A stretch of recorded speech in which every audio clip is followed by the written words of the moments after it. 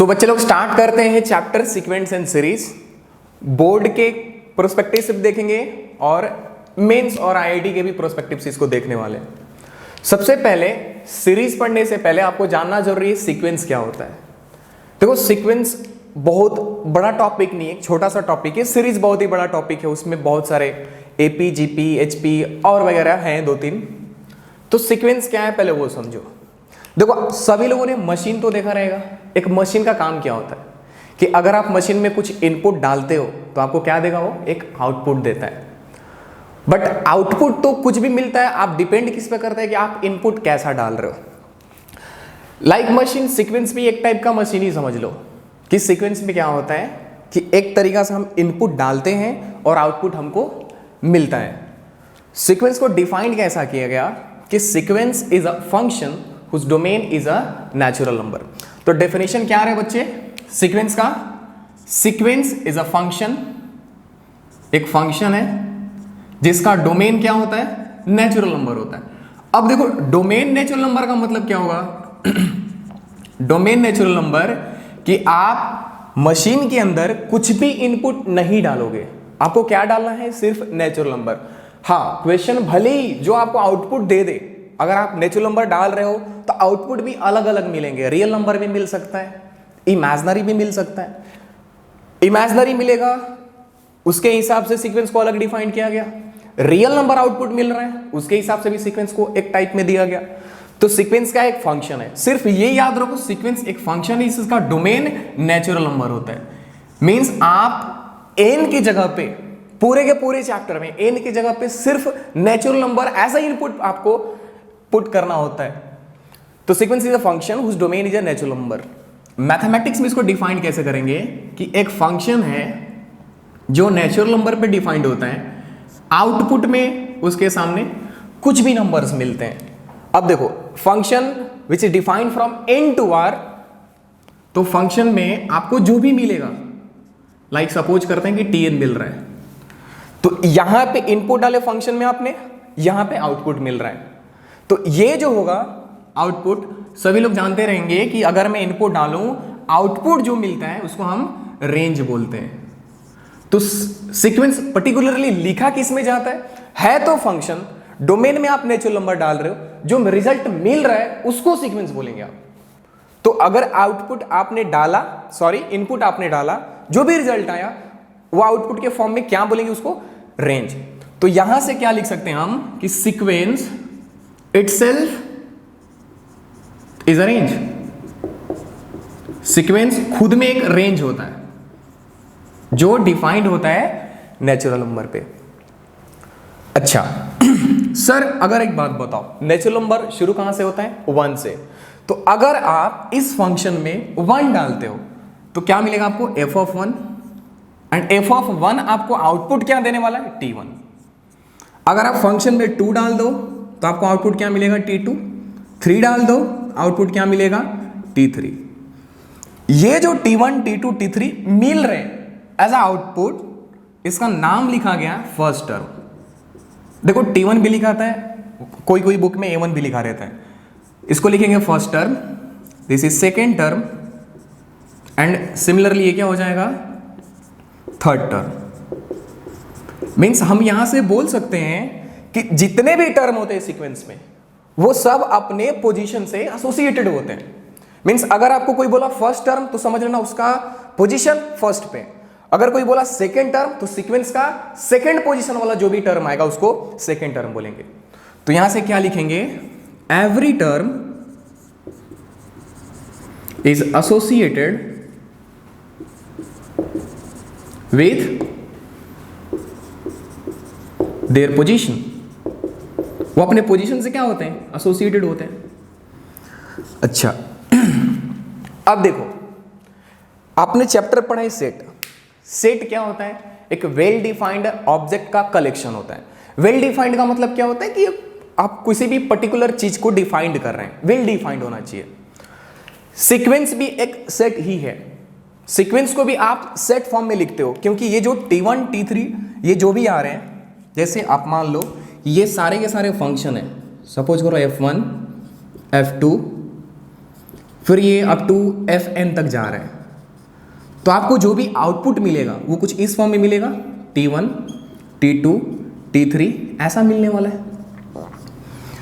तो ये फंक्शन था, आपने इनपुट डाला, क्या डाला, 1 2 3 4 डाला, आपको क्या मिल गया आउटपुट के फॉर्म में, T1, T2, T3, Tn तक गया, अप टू n तक गया। तो ये जो भी आ रहा है एक सेट के फॉर्म में दिख रहा है आपको। तो सीक्वेंस क्या है, एक सेट ही है, आप सीक्वेंस को सेट फॉर्म में लिखते हैं। क्वेश्चन यहां से आता है कि सर सेट तो वेल डिफाइंड होता है। वेल डिफाइंड का मतलब अगर आपको सिंपल लैंग्वेज में समझाऊं तो आप सेट में ऑर्डर पे ध्यान नहीं देते हो, जो भी चीज है उसको जहां मर्जी लिख लो। जैसे अगर आप ऐसा लिखते हो, एक सेट में A E I O U लिख दो, या इसको ऐसा लिख दो A I O फिर E लिख दो फिर U लिख दो, तो सेट में चलता है। तो क्या सर अगर आप सीक्वेंस के बारे में बात करें और बोल रहे हो कि सर सीक्वेंस भी एक सेट है, तो क्या ये चीज मैटर करता है क्या? हाँ जी, मैटर करता है। आप सीक्वेंस में कोई भी टर्म को कहीं पे भी नहीं लिख सकते हो, मींस सेट में लिखा जाता है भले ही, but unlike a set order matter करता है, क्योंकि लिखा है ना every term is associated with its position, अपने पोजीशन से एसोसिएटेड होता है। तो ये टर्म के पास अपना खुद का पोजीशन है, इसके पास भी खुद का पोजीशन है, तो T1 T2 जहां मर्जी वहां मत लिख देना। अच्छा, दूसरा चीज सेट में एक और चीज है कि अगर आप सेट के फॉर्म में कुछ भी नंबर लिखते हो, सेट के अंदर कुछ भी एलिमेंट्स लिख रहे हो आप, वो रिपीट नहीं होता, means order and repetition allowed नहीं है। सेट में ऑर्डर में चलता है, कहीं भी लिख लो, रिपीटेशन नहीं करना है, बट सीक्वेंस में ये मैटर करता है और ये अलाउड होता है। मीन्स पूरे के पूरे सीक्वेंस में आप सेम इनपुट कई बार लिख सकते हो, जितना मर्जी उतना लिख लो। वो क्या है, आपको टर्म डिफाइन करना है, सीक्वेंस क्या करे, पर्टिकुलर टर्म को डिफाइन कर रहा है। तो क्या मतलब होता है कि फर्स्ट टर्म पे 2 है सर, सेकेंड टर्म पे भी 2 नहीं होना चाहिए, मैटर ही नहीं करता है। तो ऑर्डर मैटर करता है, रेपिटेशन इसमें अलाउड है बट सेट में अलाउड नहीं है। सीक्वेंस को लिखते सेट फॉर्म में, बट सेट का कोई डेफिनेशन फॉलो नहीं करता है। अच्छा अब देखो, मैंने स्टार्टिंग में क्या बोला था कि अगर आप डोमेन में नेचुरल नंबर डाल रहे हो तो आपके पास आउटपुट 2 आते हैं, आउटपुट फॉर्म में 2 आते हैं। आउटपुट बोले तो रेंज, सीक्वेंस को रेंज में ही लिखते हैं। अच्छा, रेंज में भी मैंने बोला कि एक बार आपको हो सकता है रियल नंबर्स मिले, नहीं तो इमेजिनरी नंबर्स बोले, सबके सब मिल सकते हैं आपको।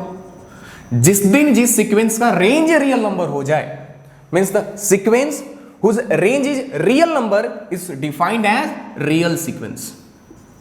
आप बड़े हो जाओगे तो आपको रियल एनालिसिस करके चैप्टर भी मिलेगा। इमेजिनरी में क्या होगा, इमेजिनरी सीक्वेंस, क्योंकि हर एक टर्म इमेजिनरी है तो सीक्वेंस भी इमेजिनरी मिलने वाला है आपको, इमेजिनरी सीक्वेंस होगा। अब देखो सीक्वेंस कितने में हुआ, 2 पार्ट में डिवाइड हुए, एक आपको रियल सीक्वेंस, दूसरा इमेजिनरी सीक्वेंस। रियल सीक्वेंस क्या होता है कि जिसका रेंज रियल नंबर हो, रेंज मींस आउटपुट आपको रियल नंबर के फॉर्म में दे रहा है। इमेजिनरी सीक्वेंस क्या होगा कि आपको एक इमेजिनरी, ये जो भी मिल रहे हैं सेट के फॉर्म में, एक इमेजिनरी नंबर मिलेंगे। फिर मैंने आपको बताया कि आप डोमेन में फंक्शन के अंदर सिर्फ नेचुरल नंबर लिखना है।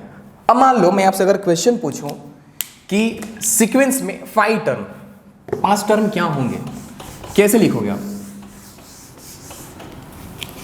क्वेश्चन है कि एक मैं फंक्शन दे रहा हूं आपको, fn is equal to n plus B, और मैंने आपको क्या दिया, यहां ऐसा लिख लो ना, 2x प्लस 4 लिख लो, 2n प्लस 3 ऐसा, क्योंकि n है तो हम नेचुरल नंबर लिया, समझने के लिए अच्छा लिखेंगे। फिर आपसे बोला फाइंड नेक्स्ट 5 टर्म्स। ये सीक्वेंस में फंक्शन दे दिया, एक टाइप का मशीन आपको दे दिया, उसमें आपको बोल रहा है कि मुझे एक सीक्वेंस लिख के दिखाओ। आप क्या करोगे इसमें, मैंने आपको बताया आपको इनपुट में सिर्फ नेचुरल नंबर लिखना है। तो 5 टर्म्स खोजने, 5 टर्म्स के नाम से बोलोगे तो क्या होगा, f1 होगा, फिर f2 होगा, सॉरी ये तो फंक्शन में t1 होगा, t2 होगा, t3, t4 एंड t5। ये 5 के 5 टर्म आपको खोजने। टर्म आपको कैसे मिलते हैं, आप फंक्शन में 1 2 3 4 जो भी इनपुट डालोगे उसके अकॉर्डिंग आपको टर्म मिलेंगे। तो मुझे अगर t1 फाइंड करना है तो मैं क्या करूंगा, n की जगह पे 1 रखूंगा, हो जाएगा 2 × 1 + 3, 2 + 3 5 हो जाएगा। F2 आपको फाइंड करना है, क्या लिखोगे 2 इंटू 2 प्लस 3, 4 प्लस 3 7 होगा। मान लो F5 फाइंड करना है, क्योंकि F5 आपको क्या देने वाला है, यहां वाला F5 आपको T5 देगा। 2 इंटू 5 प्लस 3, 10 प्लस 3 13 हो जाएगा। तो ये सब जो आउटपुट मिल रहे हैं आपको इनपुट डालने के बाद, ये सब सीक्वेंस में लिखे जाते हैं, ये मत लिख देना। ये जो आपको रिजल्ट मिला उसको इस सेट के फॉर्म में लिखना। ये था सीक्वेंस। अब क्वेश्चन होता है कि सर एक बात बताओ, क्या ये सीक्वेंस जो साइज होता है, साइज को भी कुछ बोलते हैं क्या? हाँ बोलते हैं। क्या बोलते हैं उसको? लेंथ ऑफ सीक्वेंस बोलते हैं। सीक्वेंस कितना बड़ा है, कहां तक आपने उसको डिफाइन किया, कहां तक आप लेकर गए हो सीक्वेंस को। तो जिस दिन मान लो यहां पे तो सीक्वेंस n तक आपको दिख रहा है कि हाँ सर ये पूरे के पूरे सीक्वेंस n तक लिखे हैं। हो सकता है कभी आप n तक जाओ या कभी उससे आगे जाओ। अब n से बियॉन्ड जाने का मतलब क्या होता है कि आप इनफाइनाइट टर्म तक जाओ, आपको लास्ट का टर्म ही नहीं मालूम है सर कौन सा लास्ट का टर्म है। तो उससे भी बोला गया सीक्वेंस को कि सीक्वेंस कभी फाइनाइट भी हो सकता है एंड इनफाइनाइट भी हो सकता है। इस सीक्वेंस में क्या क्या देख रहे हो आप कि सर इसका लास्ट टर्म हमको मालूम है, तो ये जो सीक्वेंस होगा वो फाइनाइट सीक्वेंस होगा। Means sequence which last term is defined, आप जानते हो लास्ट टर्म इज नोन, उसको क्या बोलेंगे? फाइनाइट सीक्वेंस बोलेंगे। और जिस सीक्वेंस में आपको लास्ट टर्म मालूम ही नहीं है, आप जानते नहीं सर सीक्वेंस कहां तक गया है, तो उसको क्या बोलेंगे? Infinite terms. तो इनफाइनाइट सीक्वेंस, तो इनफाइनाइट सीक्वेंस को आप कैसे डिफाइन करोगे? Sequence which last term is not defined या नॉट नोन या अननोन बोल लो आप, उसको इनफाइनाइट सीक्वेंस बोलेंगे। अब क्वेश्चन होता है कि सर आपने बोला कि सीक्वेंस में आप सेट के जैसा, जो सेट में रिपीटेशन अलाउड नहीं होता है, आप इसमें अलाउड कर रहे हो, तो आप एक नंबर को 2-3 बार लिख सकते हो। अच्छा, फिर आप जो रिजल्ट में दे रहे हो सकता है कि कभी एक पैटर्न फॉलो करे या कभी एक पैटर्न फॉलो नहीं करे। उसके अकॉर्डिंग भी सीक्वेंस को 2 टाइप में डिफाइंड किया। यहां से यह भी बोला जाता है कि सीक्वेंस एक डिस्क्रीट फंक्शन है। डिस्क्रीट फंक्शन का मतलब कि जरूरी नहीं है कि आपको एक पर्टिकुलर पैटर्न या पर्टिकुलर लॉ फॉलो करे सीक्वेंस। तो सीक्वेंस को जो मर्जी आप बोल लो, 1 के बाद 2, 3, 4, जरूरी नहीं कि 5 आएगा, आप बोलो तो 6 भी आ जाएगा, 10 भी आ जाएगा, वो भी सीक्वेंस होगा आपका। लेकिन जिस दिन एक पैटर्न आपको दिख जाएगा, उससे भी सीक्वेंस को डिफाइंड किया गया। तो सीक्वेंस सीरीज, बीच में एक और टर्म आता है जिसको बोलते हैं प्रोग्रेशन। तो सीक्वेंस जिसका पैटर्न आप देख पा रहे हो, आपको मालूम है, आप खोज पा रहे हो कि हाँ सर ये लॉ फॉलो कर रहा है सीक्वेंस, उसको क्या बोलेंगे हम? प्रोग्रेशन बोलते हैं। हमेशा सीक्वेंस जरूरी नहीं है कि एक पैटर्न फॉलो करता है। जिस दिन पैटर्न फॉलो कर लिया उसमें सीक्वेंस को प्रोग्रेशन बोलूंगा। यहां से एक चीज आप, एक रिजल्ट आप निकाल सकते हो कि जितने भी सीक्वेंस होते हैं वो जरूरी नहीं है कि प्रोग्रेशन हो, जरूरी नहीं है प्रोग्रेशन हो। क्यों? क्योंकि सीक्वेंस कभी हो सकता है आपको एक पैटर्न देगा, कभी हो सकता है नहीं देगा, मे बी और मे नॉट बी। हो भी सकता है प्रोग्रेशन, नहीं भी हो सकता है। लेकिन यहां से आप बोल सकते हो कि every progression is a sequence. Progression sequence होता है, सीक्वेंस लार्ज है प्रोग्रेशन के सेट से। तो सीक्वेंस के अंदर प्रोग्रेशन मिलते हैं, प्रोग्रेशन के अंदर सीक्वेंस जरूरी नहीं है मिलेगा। अगर आप सीक्वेंस है उससे प्रोग्रेशन निकाल भी सकते हो सकता है एक पैटर्न आपको मालूम पड़ जाए जो आप सेट लिखे हो, या हो सकता है पैटर्न मालूम नहीं पड़े। तो सीक्वेंस के अंदर प्रोग्रेशन आ भी सकता है, नहीं भी आ सकता है, बट जो प्रोग्रेशन लिखे हो तो सीक्वेंस है, क्योंकि आप सीक्वेंस का टर्म लिख रहे हो, ये होता है। अच्छा, फिर क्वेश्चन आता है कि सर एक बात बताओ, सीरीज क्या होता है? फिर देखो, सीरीज भी बहुत बड़ी चीज कोई नहीं है। आप प्रोग्रेशन लिख दिए, फॉर एग्जाम्पल मान लो कि पैटर्न है, एक लॉ फॉलो किया, इसने लॉ फॉलो किया, तो क्या T1 के बाद T2 के बाद T3 बोलने में भी सुंदर लग रहा है कि हाँ सर ये आ रहा है। जिस दिन आप प्रोग्रेशन के हर एक टर्म को ऐड और सबट्रैक्ट कर दोगे, means T1 plus minus T2 plus minus T3 up to कहां तक जाएगा? प्लस माइनस Tn तक। तो ये जो मिला, ये आपको क्या बोलते हैं? सीरीज बोलते हैं। मींस व्हेन वी ऐड और सबट्रैक्ट द प्रोग्रेशन, जो रिजल्ट में मिलेगा उसको सीरीज बोलेंगे आप। तो आपको दिखाई पड़ा सीक्वेंस, सीरीज एंड प्रोग्रेशन में डिफरेंस। सीक्वेंस कुछ भी बोल लो, हवे में जो मर्जी वो बोलते जाओ बोलते जाओ बोलते जाओ, सीक्वेंस है। प्रोग्रेशन आप बोल रहे हो एक पैटर्न के अकॉर्डिंग बोल रहे हो, वो आपको प्रोग्रेशन होता है। सीरीज जो पैटर्न मालूम पड़ा उसको आप प्लस किए या माइनस किए, वो क्या होगा, सीरीज हो जाएगा। अच्छा अब देखो कुछ क्वेश्चन लेते हैं। सीक्वेंस को तो समझ गया कि हाँ सर ये डोमेन इनपुट के फॉर्म में नेचुरल नंबर डालना होता है आपको। तो क्या सर क्वेश्चन इस पे बनता है क्या? जी जरूर बनता है। कैसा क्वेश्चन? मान लो मैं आपको एक क्वेश्चन दूं,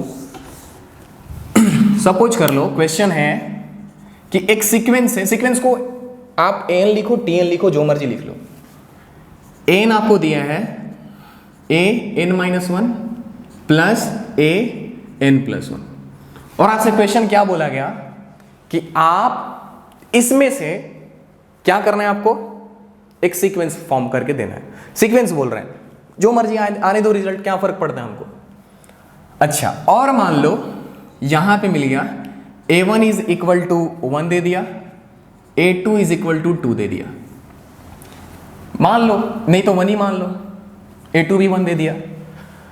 मुझे क्या फाइंड करना है कि नेक्स्ट के कुछ टर्म्स फाइंड करने हैं। मान लो मैं 6 या 7 तक जाऊंगा, a1 दिया है a2 दिया है, मुझे a3 फाइंड करना पड़ेगा।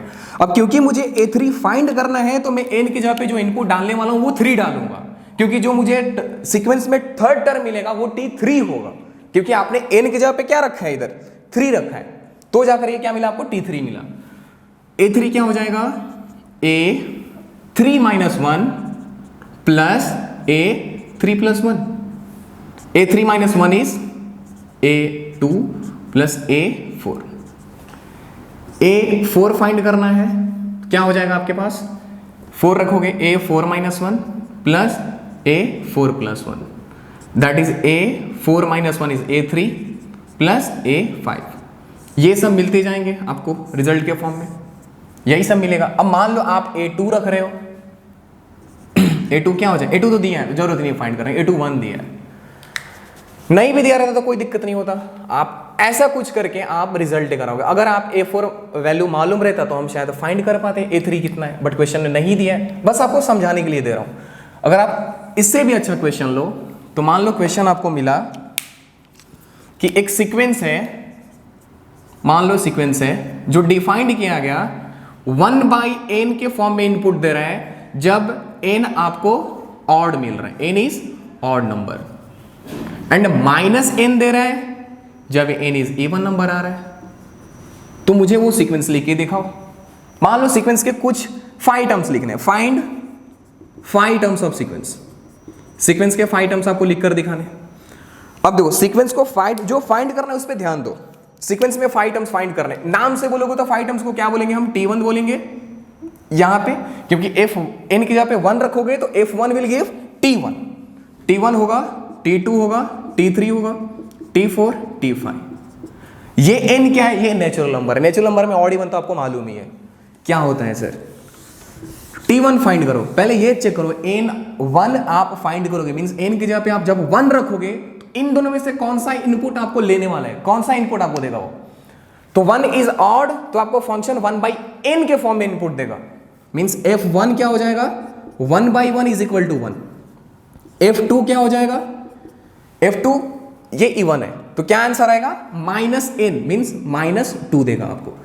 f3 फाइंड कर रहे हो, f3 ऑड नंबर, ऑड बोले तो ये वाला वैल्यू लेगा, 1/3 ये देगा। f4 ले रहे हो, 4 इज इवन नंबर है तो ये वाला लेने वाला है फंक्शन, इस फाइंड होगा -4। f5 ले रहे हो, 5 ऑड है, वापस 1/5 आंसर। तो आप सीक्वेंस को कैसे लिखोगे, देयरफॉर सीक्वेंस इज, देखो सीक्वेंस को ऐसा लिखते हैं टीएन के फॉर्म में, रेंज में ऐसा लिख देते हैं। तो कैसे डिफाइंड है, f1 will give t1, f1 t1, यहां पे समझा, ये फंक्शन ये आपको ये वाले टर्म्स देते हैं। तो f1 t1 होगा, f2 is t2 -2, f3 is 1/3 and f4 क्या देगा आपको, फोर्थ टर्म देने वाला है -4, f5 क्या देने वाला है आपको, 1/5 देने वाला है। तो ये सीक्वेंस अगर ऐसा डिफाइंड है तो रिजल्ट में जो सीक्वेंस मिलेगा ये हो। तो आपने क्या किया, आपको एक मशीन दिया गया, मशीन से बोला गया मुझे सीक्वेंस डिफाइन करके दो, मुझे लिख करके दो, तो हमने क्या किया, सीक्वेंस लिख दिया। कैसे लिखे, इनपुट और आउटपुट चेक करें, फंक्शन कब कब कहां पे डिफाइंड है। ऑड जब था ये आउटपुट के फॉर्म में मिल रहा था, इवन था तो ये फॉर्म में आउटपुट दे रहा था आपको, उस पर चेक किया, वैल्यू रख दिया, आपको मिल गया क्वेश्चन। अब मान लो एक और क्वेश्चन लेते हैं, कुछ अच्छा क्वेश्चन लेते हैं। सपोज करो सीक्वेंस आपको मींस जो भी सीक्वेंस लिखा है उस फंक्शन को ऐसा डिफाइन किया, अगर f of n is equal to n square plus b n plus c है, एंड आपको दे दिया गया कि F1 आपको मिला है, मान लो 1 लिखा गया, या 3 लेता हूं, F2 ले लो, ये भी मान लो 3 ले लिया, बोला है फाइंड F10, ये क्या होगा, F3 भी ले लो, बढ़ा दो क्वेश्चन को, F3 इज इक्वल टू 11 ले लो, आपकी मर्जी। बस समझने के लिए देखो क्वेश्चन को फ्रेम कैसा किया जा सकता है। एक फंक्शन है, फंक्शन में 1 रखने पे अगर आप 1 इनपुट डाल रहे हो तो आउटपुट में एक 3 मिल रहा है, 3 एक नंबर है, इसमें भी ध्यान देना कि आपको आउटपुट में क्या मिल रहा है। जब 2 रखते हो तो आपको क्या मिला, फंक्शन क्या दे रहा है, 3 आउटपुट दे रहा है, F3 11, क्या फाइंड कर रहा है, F10। F10 को अगर नाम से बोलोगे तो T10 पूछ रहा है, 10th टर्म पूछ रहा है सीक्वेंस का, जिसमें से 3 टर्म आपको दिए हैं। अगर आप ये फाइंड कर पाओ कि सर F10 मींस आपने क्या बोला था कि फंक्शन में एज ए इनपुट के फॉर्म में क्या रखना है, आपको 10 रखना है, A 10 का square plus B into 10 plus C, 100A plus 10B plus C। Sir answer हो गया? नहीं हुआ। क्यों नहीं हुआ? क्योंकि जितने भी सीक्वेंस में आउटपुट मिल रहे हैं वो सबके सब नंबर हैं, और आपने क्या लाया, कुछ इस फॉर्म में लाया। तो आप सोचोगे कि सर ये कैसा सॉल्व किया जाए। देखो ऑब्वियसली 3 कुछ गिवन डेटा है उसको यूज करते हैं। अगर आप F1 में Fn में F1 लिखोगे तो आप क्या करने वाले हो, यहां पे n की जगह पे 1 रखोगे, a इंटू 1 का स्क्वायर, यहां पे क्या है F1 is equal to a 1 का square plus b into 1 plus c is equal to 3 है। तो यहां से इक्वेशन बन जाएगा a plus B plus c is equal to 3, equation number 1 मान लो। अब मैं 2 रख के दे रहा हूं आपको, 2 का square 4a plus 2 into B 2b plus c is equal to 3 मिला, इसको इक्वेशन नंबर 2 मान लो। F3 भी दिया है, 3 square 9a plus 3b plus c is equal to 11 है, इक्वेशन नंबर आपको 3 मान लो। अगर आप a b c का न्यूमेरिकल वैल्यू फाइंड कर पा रहे हो तो आपको एक पक्के से नंबर मिलने वाले, और जो भी नंबर मिलेगा आप F10 होगा आपका आंसर। तो क्वेश्चन तो आपको सिर्फ डराने के लिए दिया था कि मुझे F10 फाइंड करो, क्वेश्चन कराना क्या चाहता है आपसे कि आप a b c का वैल्यू फाइंड करो, उसके लिए आपसे मेहनत करा रहे हो। देखो 3 इक्वेशन है, 3 वेरिएबल है, 3 अननोन टर्म्स है, हम कैसे फाइंड करेंगे उसको, a b c। अगर आप 2 और 3 को माइनस कर दो, c उड़ जाएगा इधर से, 2 माइनस 1 कर दो, यहां से पहले 2 माइनस 1 करो, 3 3 कैंसिल, c कैंसिल, एक तो गायब हो गया, 4a minus a 3a plus 2b minus b b, c और c कैंसिल, 3 और 3 0, इसको इक्वेशन नंबर 4 मान लो।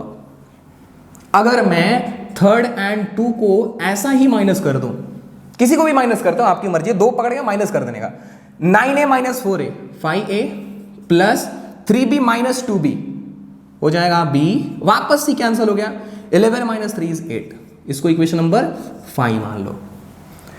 वापस जब आप इक्वेशन 4 और 5 को सॉल्व करोगे तो आप a और b का वैल्यू फाइंड कर लोगे। तो अब तो सिर्फ इक्वेशन 4 और 5 को माइनस करना है। क्या होगा, इक्वेशन 4 5 से माइनस करते हैं क्योंकि 5 मुझे ग्रेटर दिख रहा है, आसान लगेगा माइनस करने में। 5a minus 3a 2a, b cancel हो गया, 8 minus 0 8, therefore a is equal to 4 हो गया। a का वैल्यू तो फाइंड हो गया, a इज इक्वल टू 4 है, इधर रखोगे तो 2 अननोन मिलेंगे आपको b एंड c, सिर्फ a ही नोन है, तो ट्राई करो इधर रखने का। तो 3a means put a is equal to 4 in equation, किस में रखते हैं, 4 में रखते हैं। 3 into 4 plus b is equal to 0, therefore b का वैल्यू आ गया माइनस का 12, a मिल गया, b मिल गया, उठा करके 1 में रख दो, देयरफॉर फ्रॉम इक्वेशन 1